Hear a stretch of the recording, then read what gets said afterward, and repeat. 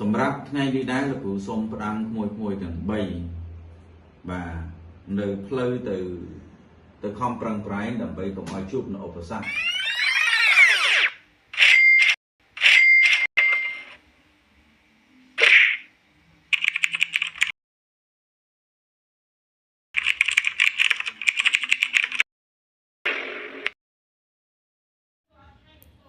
បាទសូមជម្រាបសួរដល់បងប្អូនទាំងអស់គ្នាដែលចូលមកកាន់ Channel របស់ខ្ញុំបាទដែលនិយាយអំពីការងារប្រទេសជប៉ុនបាទនៅពេលនេះខ្ញុំក៏សូមចែករំលែកនៅចំណេះដឹងមួយចំនួនពាក់ព័ន្ធទៅនឹងការងារប្រទេសជប៉ុនដើម្បីឲ្យបងប្អូនទាំងអស់គ្នាបានដឹងខ្លះមុនពេលដែលទៅធ្វើការនៅប្រទេសជប៉ុនបាទនេះគឺជា4គន្លឹះមិនបរាជ័យសម្រាប់ការងារទៅជប៉ុនបាទដូច្នេះសម្រាប់4គន្លឹះនេះលោកគ្រូហងសម្បត្តិដែលជានាយកប្រតិបត្តិនៃសាលាហាតារេគាត់នឹងពន្យល់បងប្អូនទាំងអស់គ្នាបាទសូមអញ្ជើញសម្រាប់ថ្ងៃនេះដែរលោកគ្រូសូមផ្ដាំមួយទាំង3បាទនៅផ្លូវទៅខំប្រឹងប្រែងដើម្បីកុំឲ្យជួបនៅឧបសគ្គទី1គេហៅថាកុំធ្វើអ្វីកុំប្រាថ្នាខុសរបៀបណាការចង់ខុសរបៀបគ្រប់គ្រងការចង់ឲ្យបានត្រឹមត្រូវតើបានទេបាទប្រយ័ត្នគ្រប់គ្រងចំណង់ប្រាថ្នាខ្លួនឯងអត់មានរបៀបក៏នាំឲ្យបរាជ័យដែរនៅពេលដែលយើងទៅរៀននេះបាទណាតើបាទនៅពេលដែលរៀនទៅធ្វើអារម្មណ៍ឲ្យស្ងប់តិចហើយការប្រាថ្នានោះគ្រប់គ្រងការប្រាថ្នាឲ្យបានស្រួលបួលប្រយ័ត្នមកដល់ដោយកន្លែងនេះដូចបាយដូចមិនឆ្ងាញ់ឬក៏រៀបចំខ្លួនឯងអត់បានស្រួលសោះណាម៉ែក៏ដូចអត់មានផ្ញើលុយឲ្យកគ្រាន់អីអាហ្នឹងថាការប្រាថ្នានៅទៅប្រាថ្នាអត់ចេះសង្រួមណាយល់បានទេបាទកន្លែងហ្នឹងក្មួយអាចមានការចិត្តហើយអាចបរាជ័យដោយសារតែអប្រាថ្នាហ្នឹងណាខាងអ្នកគ្រូលោកគ្រូខាងក្រុមហ៊ុនผมរៀបចំឲ្យដោយខ្លួនឯងចិត្តចង់ហ្នឹងអាហ្នឹងប្រយ័ត្នបរាជ័យដោយសារអត់ចេះសង្រួមណាហើយទី2នេះអាសម្បូរខឹងរឿងតិចតួចប្រកែប្រកាន់មួយមិត្តភក្តិគ្នាឯងជាមួយនឹងសាលាមួយអីហើយក៏បោះបង់ចោលលង្គមម្ដងនេះនឹងនាំឲ្យបរាជ័យដូចគ្នាយល់បានទេការខឹងទី2ហ្នឹងយល់បានទេមួយកុំយកការឈ្លោះប្រកែកការខឹងនឹងជាធំជួនកាលម៉ែឪផ្ញើលុយអត់គ្រប់គ្រាន់ក៏ខឹងយល់បានទេមានរឿងតូចតាចក៏ខឹងអាហ្នឹងក៏បរាជ័យដែរតើណាហើយទី3ធ្វើអាចបរាជ័យដោយសារតែខ្ជិលបាទមកទៅធ្វើជាមនុស្សឧស្សាហ៍ដើម្បីឲ្យគេមើលមកយើងជាមនុស្សរហ័សរហួនស្រឡាញ់ការងារមានមនសិការការងារបាទហើយរៀននេះទោះបីចេះតិចក្តីច្រើនក្តីបាទត្រូវតែខំប្រឹងរៀន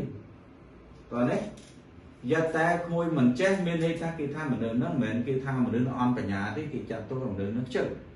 បាទរៀនប៉ុណ្ណឹងមិនចេះតើនេះហើយអាទុមុខនេះអាទុមុខខ្ជិលហ្នឹងធ្វើឲ្យទុមុខហ្នឹងក៏ធ្វើឲ្យបរាជ័យគេសម្ភាសមើលទឹកមុខមួយទៅ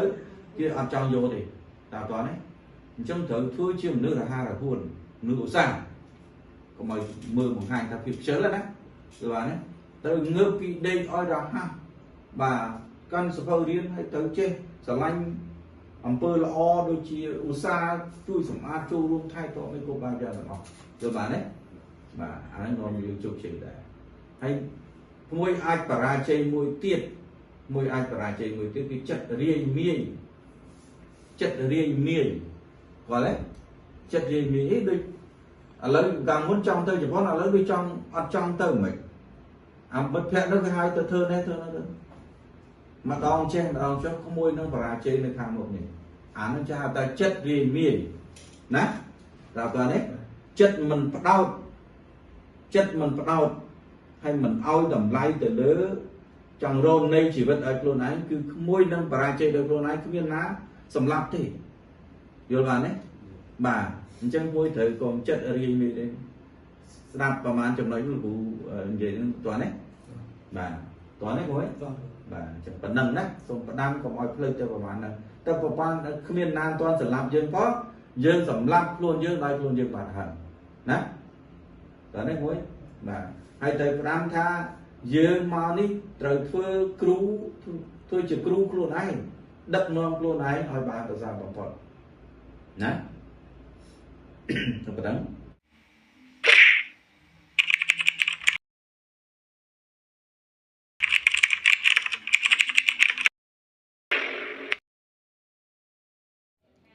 បាទដោយដែលបងប្អូនបានស្ដាប់រួចមកហើយនៅការបកស្រាយរបស់លោកគ្រូហងសម្បត្តិដែលជានាយកប្រតិបត្តិនៃសាលាភាសាជប៉ុន Hattori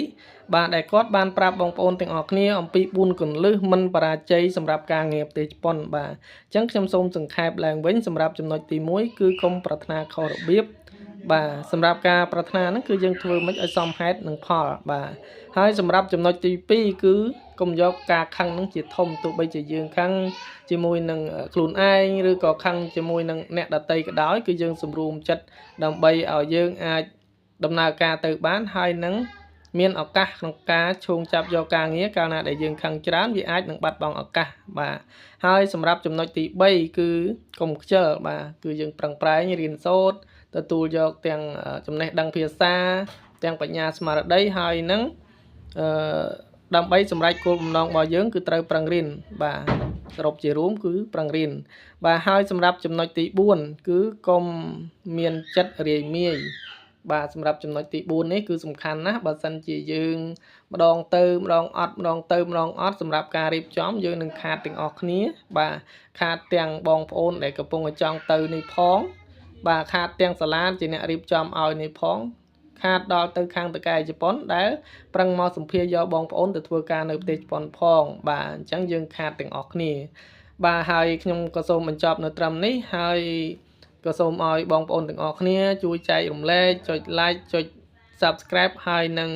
share ចែករំលែកព័ត៌មាននេះទៅដល់បងប្អូនទាំងអស់គ្នាដែលកំពុងតែមានបំណងចង់ទៅធ្វើការនៅប្រទេសជប៉ុនឲ្យបានដឹងបាទហើយបើសិនជាបងប្អូនមានចំណាប់អារម្មណ៍ចង់ទៅធ្វើការនៅប្រទេសជប៉ុនសូមអញ្ជើញទំនាក់ទំនងមកអាស័យដ្ឋានយើងខ្ញុំដែល